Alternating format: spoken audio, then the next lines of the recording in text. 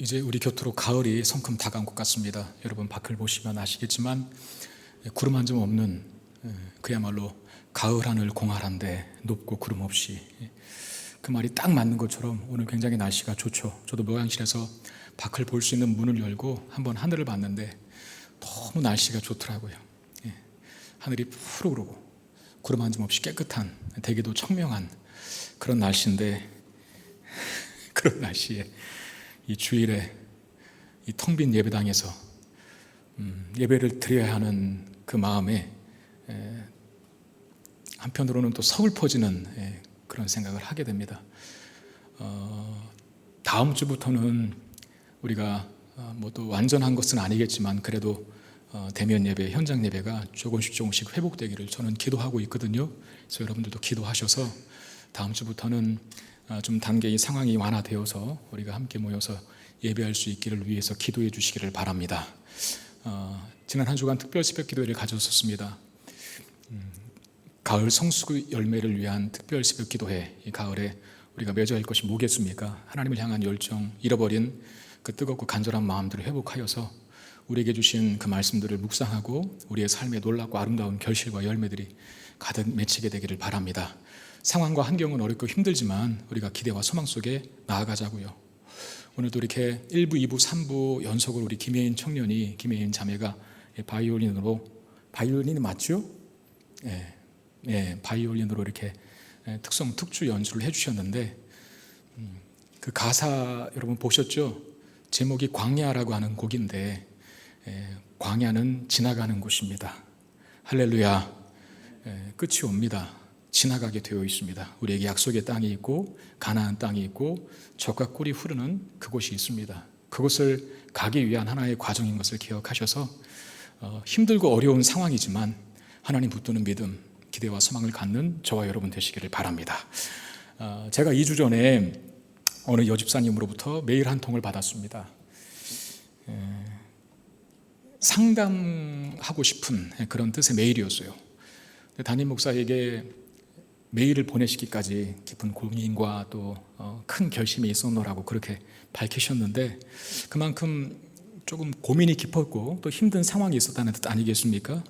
근데 그분은 그런 거예요. 자기 자신은 기독교 신앙을 이미 가지고 있는 가정에서 태어났기 때문에, 우리가 소위 그것을 모태신앙이라고 하지 않습니까?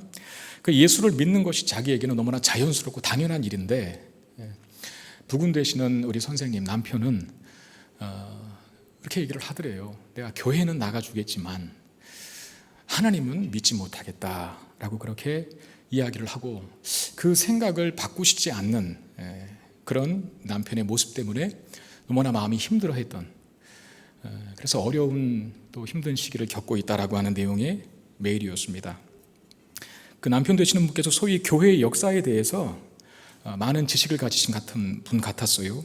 교회가 어떻게 생겨났는지 또 어떤 역사적인 배경을 가지고 있는지를 잘 알기 때문에 믿지 못하신다라고 하는 것이 이유였는데, 제가 오해할 수도 있는 것이고, 그래도 제가 일단 그 편지를 보면서 그 남편분이 가지신 그 생각의 배경을 고민하다 보니까 그런 것 같아요. 하나님 믿는 교회가 어떻게 저런 파렴치하고 또 비윤리적이고 비상식적인 모습을 할 수 있는가라고 하는 실망. 이제 교회의 역사에 사실은 좋은 일도 참 많이 있는데 또 안 좋은 일도 우리 소위 뭐 흑역사라고 이야기하지 않습니까?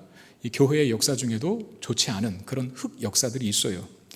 근데 그것으로 인한 실망, 그 실망이 커져서 하나님을 믿지 못하겠다라고 하는 결심으로 가게 된 것 같습니다. 근데 사실 우리도 이 부분에서 많이 힘들어하고 심지어 시험에 들기까지 하지 않습니까?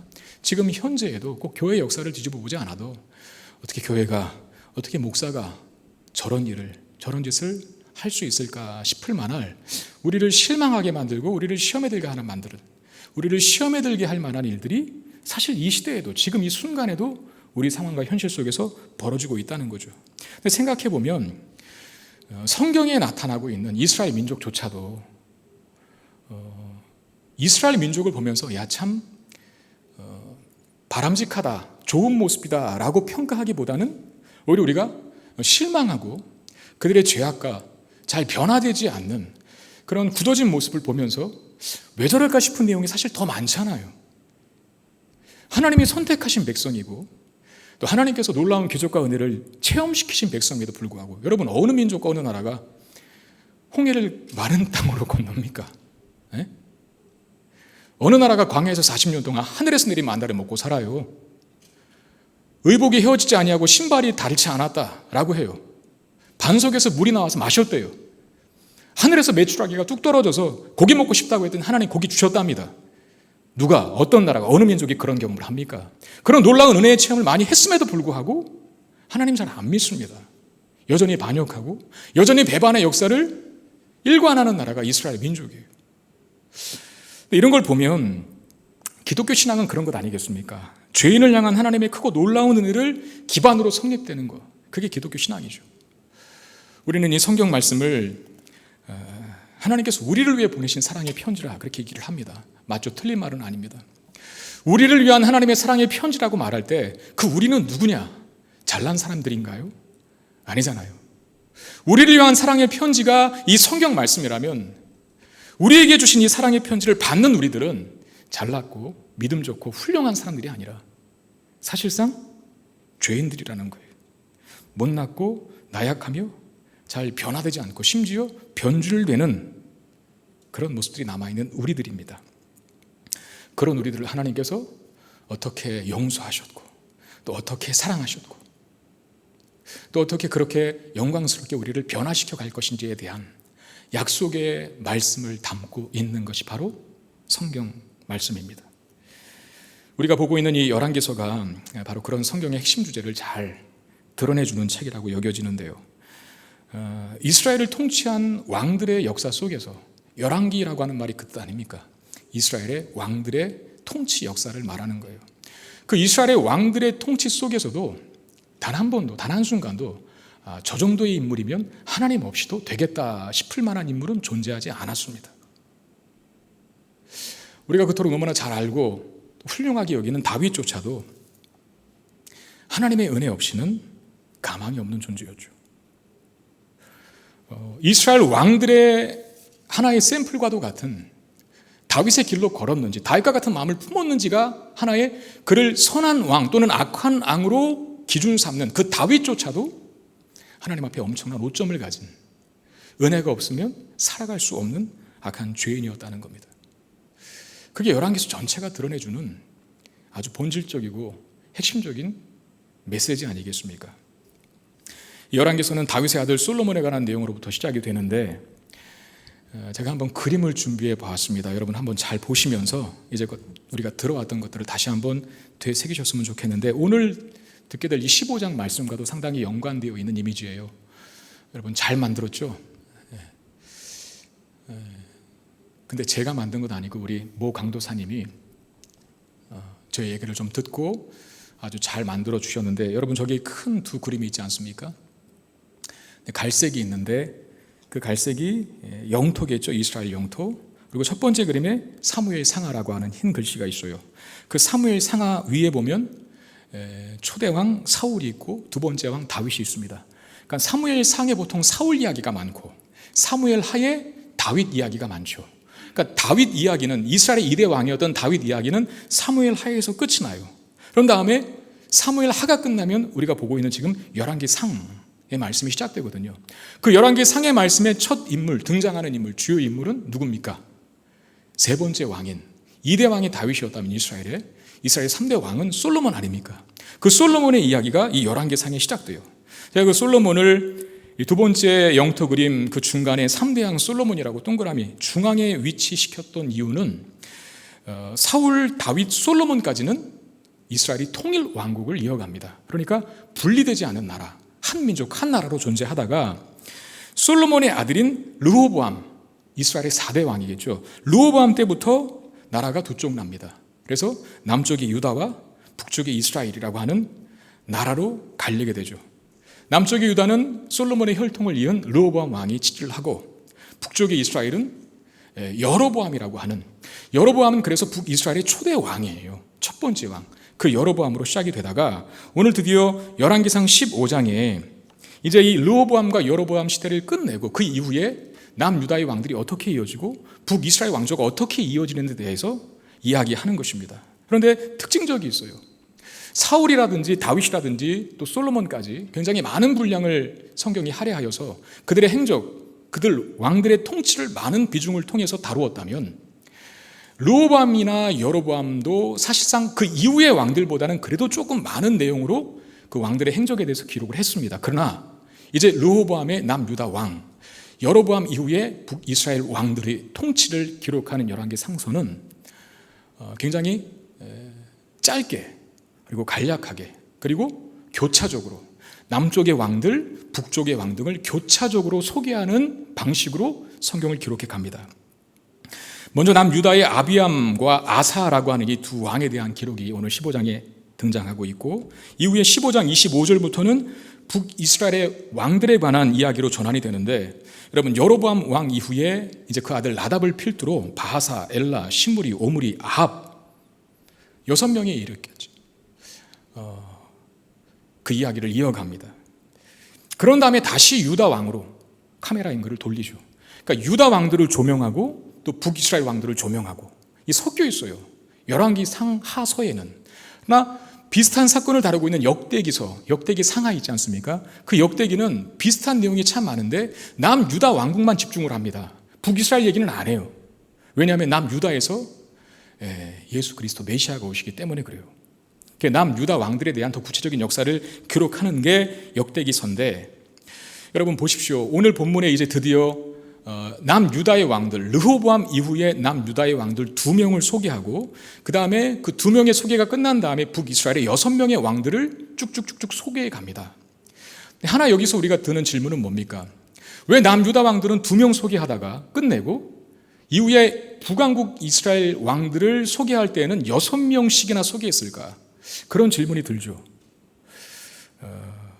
보통 글쓰기에는 일종의 법칙 같은 것들이 있지 않습니까? 균형과 조화, 그게 필요하거든요. 2명 소개했으면 2명만 소개하면 되는 거예요. 2명 소개하지 않고 북이스라엘은 6명이나 소개를 하고 있거든요. 왜 그랬을까요? 이 남유다의 아비암과 아사라고 하는 2 왕이 집권한 시기와 북이스라엘의 6 왕이 집권한 시기가 비슷하기 때문입니다. 시기적인 문제라는 거죠. 그러니까 남유다의 왕들이 2명이 집권할 동안에, 그 기간 동안에 북쪽의 왕국은 6명이나 집권을 하게 된 거예요. 그럼 뭘 뜻합니까? 북쪽은 빨리빨리 왕들이 바뀌었다는 것이죠. 무슨 이유 때문일까요? 뻔하죠. 쿠데타입니다. 혁명입니다. 반란입니다. 피해 역사예요. 북이스라엘은 왕조가 오래가지 못해요. 제가 기억하기로 심지어 어떤 왕은 7일 집권하고 죽어요. 죽임을 당한 거죠. 앞으로 우리가 보겠지만 여로보암의 길 또는 여로보암의 죄, 그 여로보암이 북이스라엘의 초대왕 아닙니까? 여로보암의 길로 그 나머지 왕들이 동일하게 그 길을 걸어가요. 하나님의 말씀을 가벼이 여기고 왜곡하고 잘못된 믿음과 신앙의 길로 가는 그런 나라의 역사에 정의나 공의나 자비와 사랑이 없이 피가 난무하고 죽고 죽이는 일들이 난무하는 그런 역사를 이어가게 된다는 것을 이제 이후의 말씀을 통해서 우리가 확인하게 될 것입니다. 먼저 오늘 본문에 소개되고 있는 왕은 유다의 왕들인데 2명이 소개되고 있는데요. 첫 번째가 아비암이고 그 2번째가 그의 아들인 아사입니다. 여러분 잘 기억하세요. 제가 오늘 15장 1절부터 8절까지의 본문 말씀을 읽었는데 사실상은 24절까지 한 본문입니다. 여러분 웬만한 성경책은 15장 1절 처음에 그 표제로 뭐라고 기록이 되어 있습니까? 여러분 성경책에 다 있죠. 유다왕 아비암 그렇게 되어 있고 9절부터는 유다왕 아사라고 되어 있지 않습니까? 이 2 왕에 관한 이야기가 15장 1절부터 24절까지 기록이 되어 있어요. 아비암이 먼저 소개되고 두 번째로 그 아들인 아사라고 하는 왕이 등장을 합니다. 먼저 아비암에 대해서 이 열왕기 기자가 내린 평가가 어떤지, 선한 왕이었는지 아니면 악한 왕이었는지 우리 그것을 먼저 살펴보기를 원하는데 3절 말씀을 보시면 아비암이 그의 아버지가 이미 행한 모든 죄를 행하고 그의 마음이 그의 조상 다윗의 마음과 같지 아니하여 그의 하나님 여호와 앞에 온전하지 못하였다라고 되어 있습니다. 자, 아비암이 아버지가 행한 죄를 모두 행했다라고 기록을 합니다. 아비암의 아버지는 누구겠어요? 르호보암이죠. 솔로몬의 아들 르호보암, 그리고 르호보암의 아들 아비암, 이렇게 되는 겁니다. 근데 이 아비암이 아버지인 르호보암의 죄를 그대로 행했다라고 하는 것, 우리가 지난 시간에 보았지만 열왕기상 14장 22절 23절에 기록된 대로 르호보암이 진 죄는 뭡니까? 우상을 만들고 남색하는 자를 허락하고 그리고 아세라 상들을 세웠죠. 무엇보다도 특징적인 것은 르호보암은 그 조상들이 행한 죄보다 더 뛰어나게 악을 또는 죄를 행한 왕이었다라고 하는 오명을 갖고 서게 되었어요. 그 똑같은 길을 그 아들인 아비암이 걷게 되었다는 것입니다. 더 나아가서 이스라엘의 왕들의 행적이 기술되고 있는 이 다윗의 길, 다윗의 또는 마음이라고도 하죠. 다윗의 길, 다윗의 마음과는 반하는 왕으로 평가되는 사람, 그게 바로 오늘 첫 번째 등장하는 아비암의 열왕기 기자의 평가입니다. 그러므로 이 아비암은 여러분 그냥 단도직입적으로 둘 중에 하나라면 뭐겠습니까? 선한 왕입니까? 악한 왕입니까? 악한 왕이에요. 악한 왕. 물론 열왕기 기자는 굉장히 아비암의 행적에 대해서 짧게 기록하고는 있지만 이 짧은 내용 속에 그가 잘하고 있다는 내용이 전혀 없어요. 그런데 여러분, 동일한 사건과 동일한 배경 속에서, 시점 속에서 동일한 인물을 다루고 있는 역대기 기자는 이 아비암에 관해서 전혀 다른 내용을 기록하고 있습니다. 오늘 본문에서도 언급되고 있지만 남쪽이 유다와 북쪽이 이스라엘 사이에 자꾸 잦은 전쟁들이 있었습니다. 아비암 왕에 대해서도 마찬가지예요. 오늘 열왕기 본문에서 7절에 보면 간략하게 기록이 되어 있죠. 아비암과 여로보암 사이에도 전쟁이 있었다라고 기록해요. 아비암은 르호보암의 아들입니다. 여로보암은 북쪽의 초대 왕입니다. 이 둘 사이에까지도 계속 르호보암의 아들에 대해까지도 계속 북쪽의 이스라엘과 남쪽의 이스라엘이 싸우고 있었어요. 근데 역대기는 상당히 많은 분량으로 아비암과 여로보암 사이에 일어난 전쟁에 관해 소개를 하는데 역대하 13장에 이 사건이 기록이 되어 있거든요. 거기에 보면 남쪽의 유다 군대, 즉 아비암 왕이 이끄는 유다 군대와 북쪽의 여로보암 왕이 이끄는 북이스라엘의 군대가 서로 대진을 하고 있습니다. 진을 쳤다는 거예요. 전쟁을 하기 전에. 근데 북쪽의 이스라엘의 군대는 80만이고 남쪽의 유다의 군대는 40만입니다. 그러니까 남쪽의 아비암 왕의 군대가 훨씬 더 숫자적으로 열세죠. 2대1이에요. 그런 열악한 상황 속에서 보통은 전쟁을 포기하든지 아니면 비굴하게 적장에게 무릎을 꿇든지 머리를 숙이든지 이런 예상을 할 수 있겠는데 더욱이 아비암은 열왕기 기자는 별로 좋지 않은 왕으로 악한 왕으로 평가하고 있었지 않습니까? 그런데 아비암이 여로보암과 그의 군대에게 했던 말을 이 역대하 13장에 아주 소상하게 기록하고 있는데 의외로 이 아비암은 깊은 신앙적인 발언들을 쏟아냈습니다. 대표적으로 두 구절만 보면 역대하 13장 5절 이스라엘 하나님 여호와께서 소금 언약으로 이스라엘 나라를 영원히 다윗과 그의 자손에게 주신 것을 너희가 알 것이 아니냐. 여러분 이게 믿음 없는 사람이 할 수 있는 말입니까? 소금 언약, 변하지 않는 언약으로 우리와 우리의 조상 다윗과 약속하셨다. 함께 하시기로. 그런 말들을 하고 역대하 13장 10절 12절에 우리에게는 여호와께서 우리 하나님이 되시니 우리가 그를 배반하지 아니하였고 여호와를 섬기는 제사장들이 있으니 아론의 자손이요 또 레위 사람들이 수종들어 매일 아침 저녁으로 여호와 앞에 번제를 드리며 분향하며 그랬어요. 지금 아비암 남유다 왕이 북쪽의 여로보암과 그의 군대를 향하여 이런 말들을 쏟아내는 거예요. 여러분 여로보암은 무슨 죄를 범했었습니까? 여로보암의 길이라는 게 뭐예요? 하나님 말씀을 왜곡하고 변제시켜서 레위 지파에 속한 사람들이 제사장이 되어야 되는데 아무나 세웠잖아요. 일반 백성을. 그걸 빗대어서 지금 비난하고 있는 겁니다. 누가? 남유다의 아비암이. 우리는 아론의 자손, 레위 사람들이 제사장이다. 그들이 철저한 율법에 근거하여서 하나님 앞에 예배를 드리고 있다라고 하는 것들을 이야기합니다. 그 다음 보시면 또 깨끗한 상에 진선병을 놓고 또 금 등잔대가 있어 그 등에 저녁마다 불을 켜나니 우리는 우리 하나님 여호와의 계명을 지키나 너희는 그를 배반하였느니라. 하나님이 우리와 함께하사 우리의 머리가 되시고 그의 제사장들도 우리와 함께하여 전쟁의 나팔을 불어 너희를 공격하느니라. 이스라엘 자손들아 너희 조상들의 하나님 여호와와 싸우지 말라. 너희가 형통하지 못하리라 그랬어요. 여러분 이게 누가 한 발언입니까? 기억하세요. 유다 왕 아비암이 했던 발언입니다. 열왕기서에는 아비암을 악한 왕이라 그랬어요. 아버지의 죄 얘기를 행한 왕이라 그랬어요. 잘한 점은 하나도 기록하지 않았는데 역대기서는 놀라운 기록을 하고 있습니다. 신앙이 있다는 거예요. 믿음이 있다는 거예요.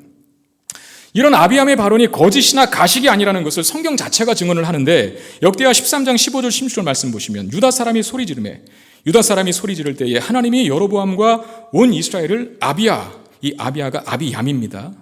문자적인 변형이 일어난 거예요. 아비야와 유다 앞에서 치시니 이스라엘 자손이 유다 앞에서 도망하는지라 하나님이 그들의 손에 넘기셨다 그랬어요. 자, 하나님이 남쪽의 유다가 수적 열세에서는 불구하고 승리를 거머쥐게 해주셨어요. 그리고 18절에서도 이런 말씀이 있습니다. 13장 18절. 그때에 이스라엘 자손이 항복하고 유다 자손이 이겼으니 이는 그들이 그들의 조상들의 하나님 여호와를 의지하였기 때문이다. 좋은 왕 같아요. 역대기에 보면 아비암이 믿음이 있고 신앙이 있는 것 같습니다. 역대기 기자에 의한 아비암의 마지막 평가는 이렇습니다. 역대하 13장 20절 21절. 아비야 때에 여로보암이 다시 강성하지 못하고 여호와의 치심을 입어 죽었고 아비야는 점점 강성하여 아내 14을 거느려 아들 22과 딸 16을 낳았다. 자, 여로보암과 대조적으로 이 아비암은 강성하여졌다라고 기록합니다. 그리고 많은 아내를 거느렸다. 여러분, 이것을 단지 어떤 도덕적이거나 윤리적인 잣대로 일단 보지 마시고 구약의 축복 중에 하나는 3대 복 중에 하나는 다산입니다. 다산. 자녀들을 많이 출산하게 되는 것. 그러니까 복을 받았다는 뜻이거든요. 여로보암 왕의 비참한 최후와 아비암의 강성함을 대조하고 있다는 거예요. 그러니까 역대기서의 말씀 속에서는 이 아비암에 관한 기록에 전혀 부정적인 것이 없어요. 열왕기의 기자는 반대로 전혀 다르게 기록을 하고 있습니다. 그런 다음에 두 번째로 소개되는 왕인 아비암 다음에 오늘 본문에는 아사라고 하는 왕이 소개되고 있지 않습니까? 두 번째 왕 아사.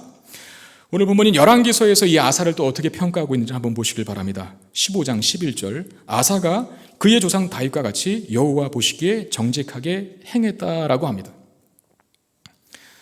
자, 그 선대 아버지 왕이었던 아비암과 또 아사가 다르죠. 열왕기 기자의 평가는 아비암은 다윗의 마음과 같지 않았다. 르호보암의 죄의 길을 따랐다 라고 기록했어요. 그래서 악한 왕이라 그랬는데 그 아들 아사는 다윗과 같이 그가 정직하게 행했다라고 기록해요. 오늘 본문에도 그 아사의 선한 업적들에 대해서 간략하게 기록을 해놓고 있습니다. 첫 번째로 보면 남색하는 자를 쫓아내었다. 르호보암 시대 때 들어온, 여러분 그 남색하는 자, 제가 지난 시간에도 말씀드렸지만 동성애자를 말하는 게 아니라 성창을 말합니다. 그러니까 그 우상 신전의 그 음행이라고 하는 것이 하나의 제의적인 방법이었지 않습니까? 여자 사제가 필요했던 것처럼 남자 그 성창도 필요했던 것이죠. 르호보암 시대 때 그런 일들이 벌어지기 시작했고, 그걸 아사가, 다시 말하면 할아버지가 범했던 죄를 청산한 사람, 그게 바로 아사가 행한 일이에요. 그리고 우상을 없애고 심지어 아세라상을 만든 자신의 할머니까지도 폐위시켜버립니다. 자, 죄를 청산하고 척결하는 일에 가족은 예외라고 하지 않아요. 여러분, 가족까지도 칠 수 있는 용기, 그 거룩한 열정이 남다른 사람 아닙니까? 뿐만 아닙니다. 자신의 할아버지 르호보암 왕이 다 까먹어버린 성전의 보물들도 다시 채워넣기 시작합니다. 여러분 기억하십니까? 르호보암 시대 때 애굽의 시상왕이 쳐들어왔잖아요. 그래서 여호와의 성전 곳간에 있던 보물들을 다 빼앗아 갔잖아요. 그 대표적인 게 뭐였어요? 기억하십니까? 아까 이분은 누가 말하던데 뭐였어요? 솔로몬의 금방패. 그 금방패, 큰 방패 300개, 아니 큰 방패 200개, 작은 방패 300개, 도합 500개의 방패를 애굽왕 시삭이 다 앗아가지 않습니까? 할아버지가 빼앗겼던 성전의 금은 보화를 다시 아사가 채워놔요. 탁월한 왕이라는 거예요. 근데 칭찬은 여기까지입니다. 이후 16절부터 21절까지 긴 내용에 걸쳐서 어떤 한 사건을 소개하고 있는데, 이 아사 왕도 역시 북이스라엘과의 전쟁을 피할 수가 없었어요. 북이스라엘의 여로보암 다음 왕이 나답이었고, 나답은 바하사라고 하는 왕에 의해서 암살당해 죽거든요. 살해를 당하고 죽거든요. 이 바하사가 집권했을 때 이 바하사가 남쪽 유다 땅에 속한 라마라고 하는 성읍을 칩니다. 라마라고 하는 성읍을. 그러니까 침공을 한 거예요. 북쪽의 이스라엘 왕이. 아사가 통치했던 남한국 유다를 라마라고 하는 성읍을 쳐서 그 성읍을 점령함으로 북쪽의 사람들이 자꾸 예루살렘 성전으로 내려가는 것을 저지시킵니다. 그리고 또 하나, 이 북왕국은 남왕국을 점령할 마음을 갖고 있었어요. 정복할. 그래서 이 라마라고 하는 곳을 하나의 전초 기지로 삼은 것이죠. 그러니까 예루살렘, 그러니까 남유다의 수도가 예루살렘 아닙니까? 그 예루살렘 성읍에서부터 이 북이스라엘이 당시 점령한 라마라고 하는 성읍은 거리가 6km밖에 안 돼요. 차이가. 그러니까 핵심부를 강타한 겁니다. 이건 어쩌면 그때 당시 남유다를 집권하고 있는, 통치하고 있는 아사 왕에 있어서는 큰 위기에 직면한 거예요, 나라가. 여러분, 우리가 아는 그 아사, 열왕기서에 굉장히 훌륭한 왕으로 언급하고 있고 평가하고 있는 그 아사가 위기를 맞게 됐는데, 이 아사는 그 위기 속에서 어떻게, 어떤 자세와 태도로 처신할 것을 예상하게 됩니까? 기도하고 하나님 앞에 부르짖고 하나님을 찾을 것이라고 예상을 하게 되는 것 아니겠습니까? 근데 본문에는 그런 기록이 전혀 없어요. 이 아사가 이 위기를 극복하려고 취했던 행동은 아람 왕 베나닷이라고 하는 사람에게 뇌물을 주고 동맹을 맺자는 것이었습니다. 그게 열왕기 상에도 있어요. 열왕기상 15장 18절 19절. 아사가 여호와의 성전 곳간과 왕궁 곳간에 남은 은금을 모두 가져다가 그 신하의 손에 넘겨 다메섹에 거주하고 있는 아람의 왕 헤시온의 손자 다브림몬의 아들 베나닷에게 보내며 이르되 나와 당신 사이에 약조가 있고 내 아버지와 당신의 아버지 사이에도 있었느니라. 내가 당신에게 은금 예물을 보냈으니 와서 이스라엘 왕 바하사와 세운 약조를 깨뜨려서 그가 나를 떠나게 하라 그랬어요. 자, 여호와의 성전 곳간을 채웠던 왕이 아사거든요. 근데 위기에 직면하자 다시 그 여호와의 성전에 쉽게 말하면 헌금했던 돈을 다시 찾아서 세상의 힘에게 뇌물로 줍니다. 이 베나닷이라고 하는 왕은요, 이미 북이스라엘과 동맹을 맺었었어요. 근데 이 남유다의 아사 왕이 더 많은 돈을 주었는지 어쩌는지 모르겠지만 그 북쪽의 왕과의 동맹을 깨고 이 아사 왕의 편에 서서 북쪽 왕을 칩니다. 여러분, 이게 세상이라는 거예요. 신이나 신뢰를 찾아볼 수 없는 것, 비열하고 치사하고 자신에게 유익이 되는 일을 하면 어제의 적이 오늘의 동지가 되고 오늘의 동지가 내일의 적이 되게 되는, 왜 아사가 그걸 몰랐을까요? 그런 비열하고 치사하고 도움을 주지 못할 것 같은 그런 세상을 그렇게 애걸하다시피 구걸하다시피 무릎을 꿇고 여호와의 성전의 보물을 다 들여가면서까지 그의 힘을 의지하려고 했던 아사, 그 왕의 모습이 너무나도 비참하게 우리에게 그려지고 다가온다는 거예요. 동일한 사건을 다룬 역대기에서는 더욱 충격적인 사실이 하나 기록이 되어 있는데 조금 길지만 한번 보겠습니다. 역대하 16장 7절 9절인데 그때 선견자 하나니가 유다 왕 아사에게 나와서 그에게 이르되 왕이 아람 왕을 의지하고 왕의 하나님 여호와를 의지하지 아니하였으므로 아람 왕의 군대가 왕의 손에서 벗어났나이다. 구스 사람과 룹 사람의 군대가 크지 아니하며 말과 병거가 심히 많지 아니하더일까요? 그러나 왕이 여호와를 의지하였으므로 여호와께서 왕의 손에 넘기셨나이다. 여호와의 눈은 온 땅을 두루 감찰하사 전심으로 자기에게 향하는 자들을 위하여 능력을 베푸시나니 이 일은 왕이 망령 때에 행하였은즉 이후부터는 왕에게 전쟁이 있으리라. 자, 아사 왕의 잘못된 행동을 지적하는 한 선자가 있었어요. 여기 성경에 보니까 하나니라고 되어 있어요. 열왕기서에는 이 내용이 없습니다. 역대기서에 이 내용이 있어요. 하나니가 왜 하나님을 의지하지 않고 세상의 힘을 의지합니까? 왜 뇌물을 그에게 갖다 바칩니까? 라고 아사 왕의 잘못을 지적했어요. 과거에 하나님께서 지금의 어려움보다, 지금의 더 큰 위기보다 능력을 주셔서 도와주시고 승리하게 하셨던 것, 왕이여 다 잊으셨습니까? 라고 책망합니다. 여러분, 다윗의 마음과 같았다라고 오늘 열왕기서 기자는 아사의 행적을 평가했는데, 다윗의 마음과 같은 아사라고 한다면 이 선지자의 책망과 지적을 들은 다음에 어떻게 행동해야 됐다고 여러분 예상합니까? 다윗이 어떻게 했어요? 다윗도 훌륭하고 완벽한 건 아니라 그랬죠. 우리아를 범하지 않습니까? 우리아를 죽이지 않습니까? 그의 아내 밧세바를 범하고 파렴치한 죄를 범했지만 그 죄를 지적하는 나단 선자의 말씀을 듣고 다윗은 복구라줬죠.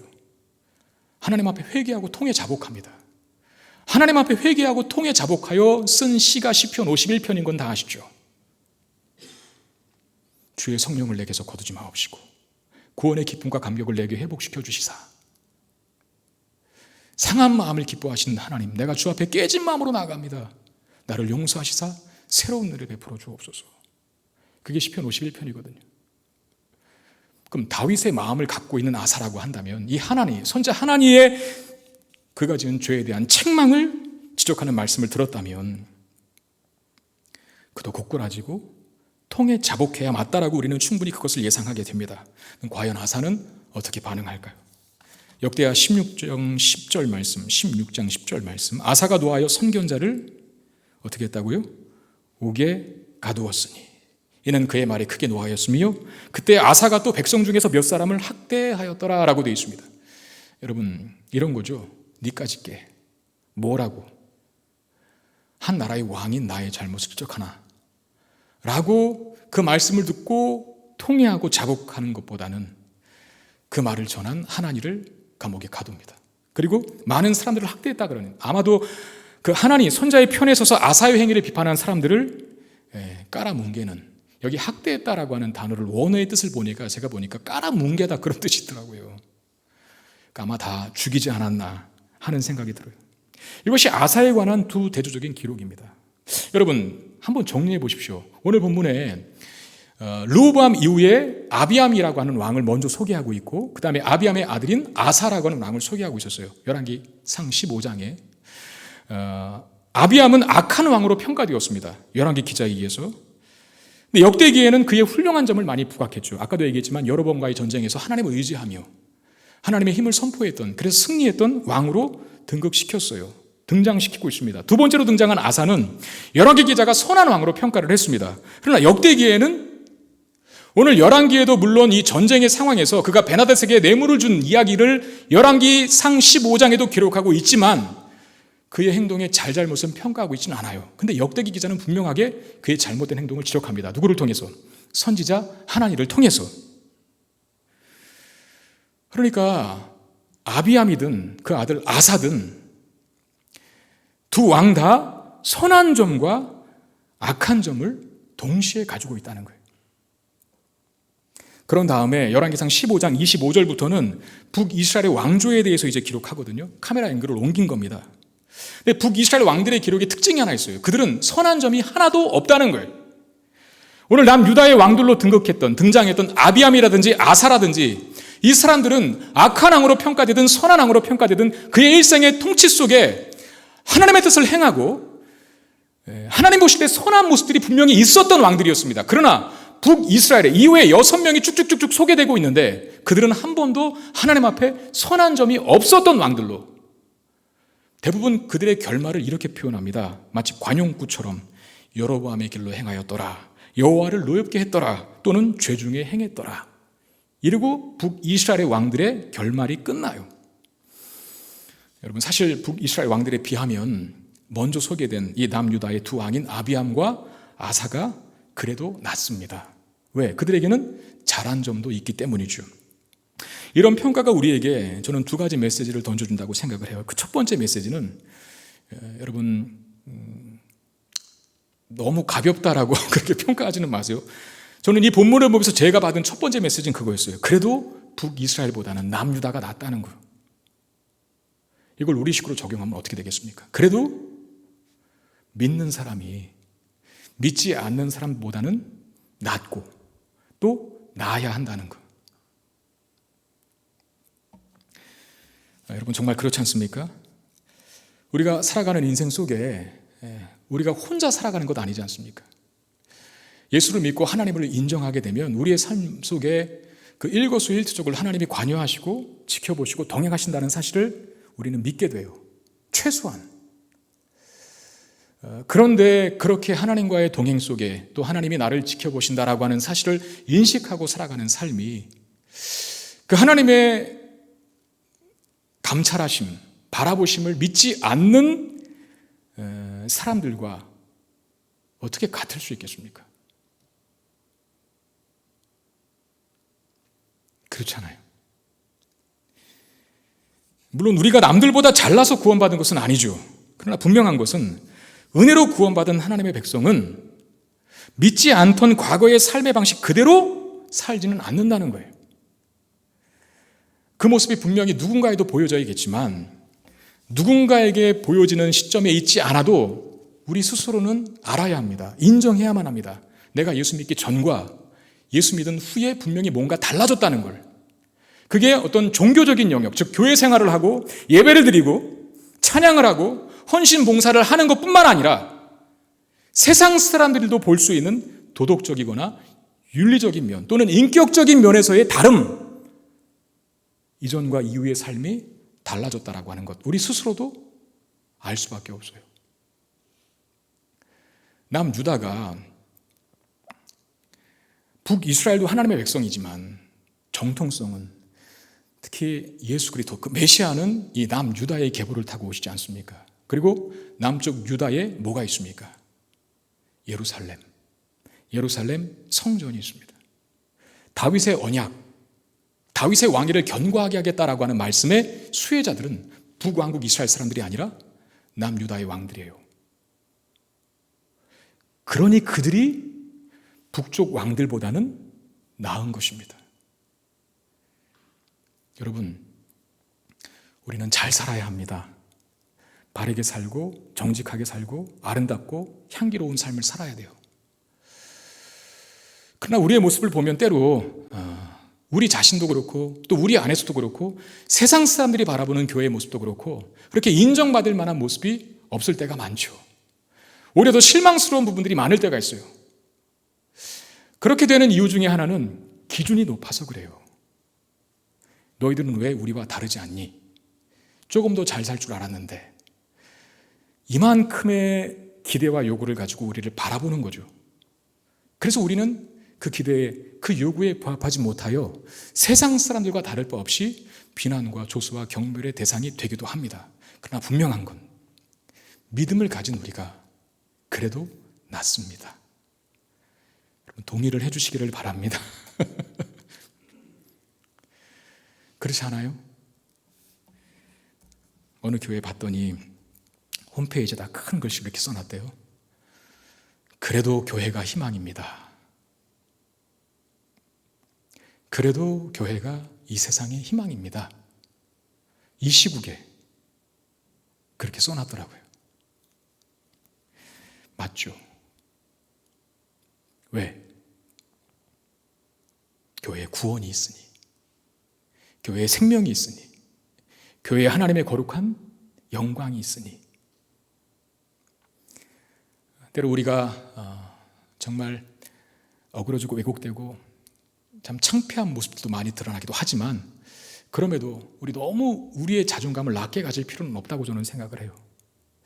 교회된 우리의 모습 자체를 부끄러워하거나 창피하지 마세요. 그래도 이 세상에는 교회가 유일한 희망입니다.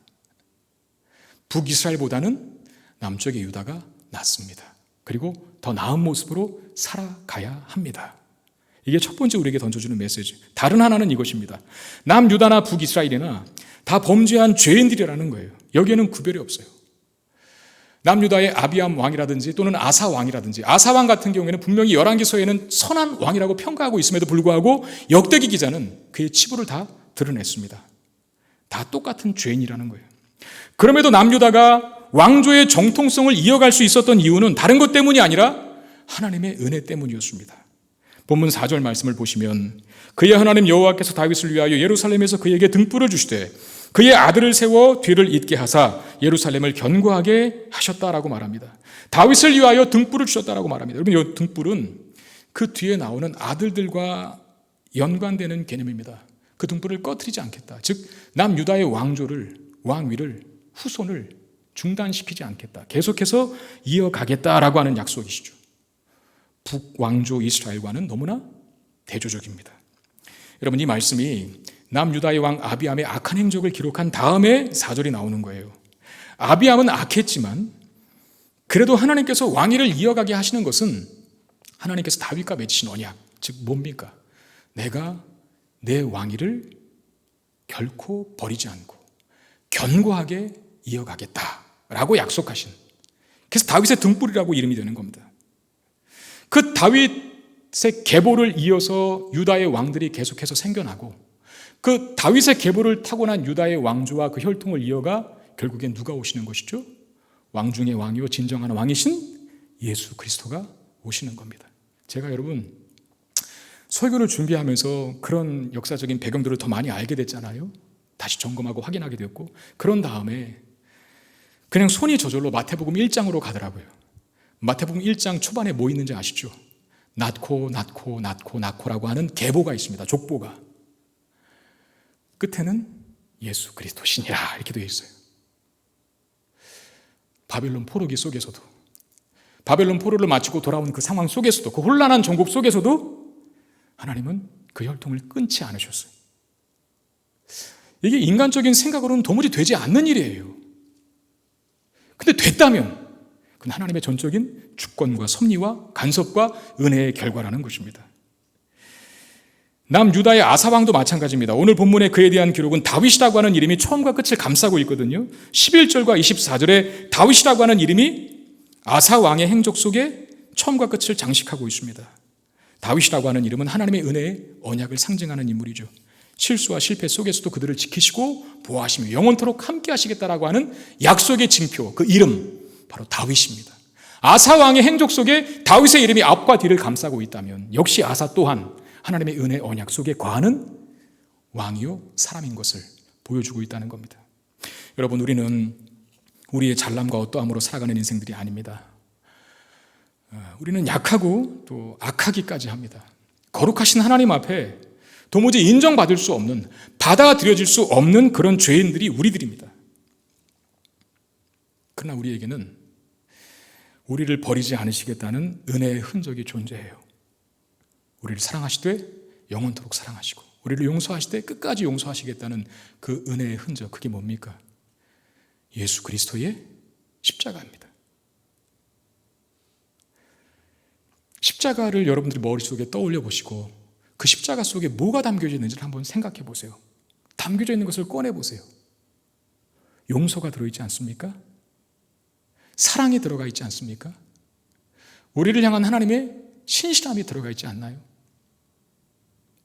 근데 결국은 우리가 살아가면서 죄를 범했을 때에도 결국은 돌아갈 곳은 십자가밖에 없는 것이고, 우리의 삶의 인생의 짐 때문에 살아가는 삶이 너무나 힘들고 고돼서 누구도 나를 도와주지 못할 때조차라도 우리 돌아갈 곳 딱 한 곳이 십자가. 왜? 거기에 용서가 있고 거기에 나를 향한 하나님의 신실한 은혜와 사랑이 있으니까요. 그 십자가를 영혼과 신비 속에 새기고 사는 자들 결코 망하지 않으며 무너지지 않는다는 겁니다. 여러분, 열왕기서의 목적은 다만 이스라엘 왕들의 역사를 기록한 것이 아닙니다. 그들이 얼마나 무력한 왕들이었고, 그들이 얼마나 죄인이었던 왕들이었으며 연약한 존재인지를 확인하고 하나님의 은혜 없이는 아무것도 아닌 존재인지를 깨달아 알라는 것에 그 목적이 있다는 것입니다. 이 열왕기서의 1차 독자는 바벨론 포로기에 돌아온 이스라엘 백성들이었습니다. 포로로 잡혀간 이스라엘 백성들, 그들이 이 열왕기서의 말씀을 읽으면서 우리의 자격으로 우리가 존재하는 것이 아니구나. 비록 우리는 실패한 듯 보이지만 하나님의 신실한 언약과 그 사랑으로 인해서 다시 우리가 회복될 것을 이 말씀을 통해서 기대하는 겁니다. 죄인들을, 연약한 자들을, 심지어 악하기까지 한 자들을 사랑하시되 그들의 삶 속에 등불을 두셔서 꺼지지 않도록 만들어주시는 그 하나님의 은혜가 자신들의 민족 속에 있다는 사실을 기억하여서 포로의 땅에 잡혀가 종로로 타는 상황 속에서도 희망과 기대를 걸 수 있는 사람들로 살아가도록, 그래서 이 말씀이 주어진 것이죠. 여러분, 결국 열왕기서는 북쪽이든 남쪽이든 이스라엘이 다 망하는 것으로 끝이 납니다. 그것이 이스라엘 역사의 끝은 아니에요. 다시 회복시키십니다. 자격 없는 죄인들을 다시 찾으시고 구원하십니다. 왜? 저들의 죄보다 하나님의 용서와 크신 은혜가 훨씬 더 넓고 깊고 높기 때문에 그렇습니다. 여러분, 우리는 잘하는 것보다 못하는 것이 더 많은 존재들 아닙니까? 장점보다는 단점이 훨씬 더 많은 사람들이 우리들이에요. 마치 남유다의 두 왕들처럼 잘한 점도 있었지만 못한 점도 있죠. 아마도 못한 점들이 더 많지 않았을까 싶어요. 그럼에도 불구하고 그들 안에 등불이 있었기 때문에 은혜의 줄기가 끊이지 않았었던 것처럼 우리도 마찬가지. 단점이 많은 우리들인데, 약점이 많은 우리들인데, 잘하는 것보다는 못하는 것이 훨씬 더 많은 우리들인데 하나님께서 예수 그리스도 안에 담긴 사랑으로 우리를 사랑하시사 우리를 세우시겠다라고 약속해 주신 그 약속 때문에 그 모든 단점과 약점을 극복하고 다시 우리의 길을 걸어갈 수 있는 것 아니겠습니까? 저희 집사람이 저에게 자주 하는 말이 있습니다. 당신은 목회 외에는 할 줄 아는 것이 없다. 그렇게 말해요. 맞습니다. 저는 목회밖에는 별로 잘하는 게 없는 것 같아요. 그러나 목회라도 잘하고 있다라고 평가받고 있으니 한편으로는 다행이기도 하죠. 여러분들 스스로에게 또는 여러분들의 남편과 아내에게 한번 물어보십시오. 여러분들에게 친한 친구에게 나에 대해서, 나에 대한 존재에 대해서 한번 평가해 보라고, 판단해 보라고 한번 물어보십시오. 장점보다는 단점을 훨씬 더 많이 이야기할 겁니다. 그게 사실이에요. 우리를 일부러 그렇게 디스하려고 해서 단점을 많이 이야기하는 게 아니라 그게 우리의 실제 모습이기 때문에 그러합니다. 그러나 우리는 우리의 약함이 부끄럽지 않은 존재들입니다. 왜? 그 약함 속에 하나님의 은혜가 함께하여서 부족한 우리의 삶을 채워가기 때문입니다. 여러분, 어떤 상황 현실에도 어려움과 시련 속에서도 낙심하거나 절망하지 마시기를 바랍니다.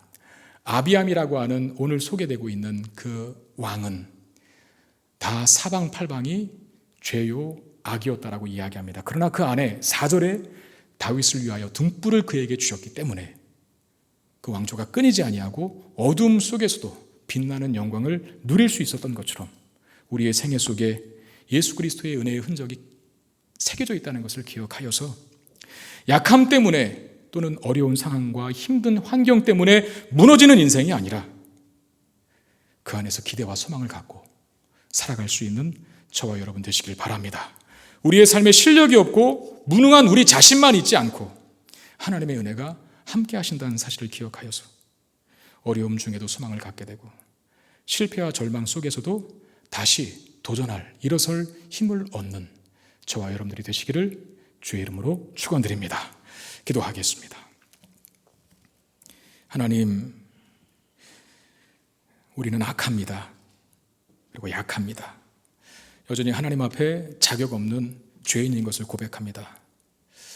그러나 우리에게 십자가라고 하는 은혜의 흔적을 주셔서 영원토록 신비에 새기시고 우리를 사랑하실 때 끝까지 사랑하시고 우리를 용서하실 때 끝까지 용서하시겠다고 약속하신 하나님, 그 사랑, 그 은혜, 그 자비, 긍휼 붙들고 살아갈 수 있는 우리가 되도록 역사하여 주옵소서. 하나님을 모르는 다른 사람보다 더 나은 삶을 살기를 원합니다. 그렇게 되기를 원합니다. 그러나 그러지 못한 환경과 여건 속에 있다 할지라도 나에게 끝까지 은혜를 끊지 않겠다는, 나를 포기하지 않으시겠다는 하나님의 약속을 믿어 믿음을 갖고 신앙을 갖고 그리스도인으로 이 땅을 사는 삶을 중단하지 않는, 부끄러워하지 않는 우리가 되도록 주님 역사하여 주시옵소서. 우리 주 예수 그리스도의 이름으로 간절히 기도드리옵나이다. 아멘.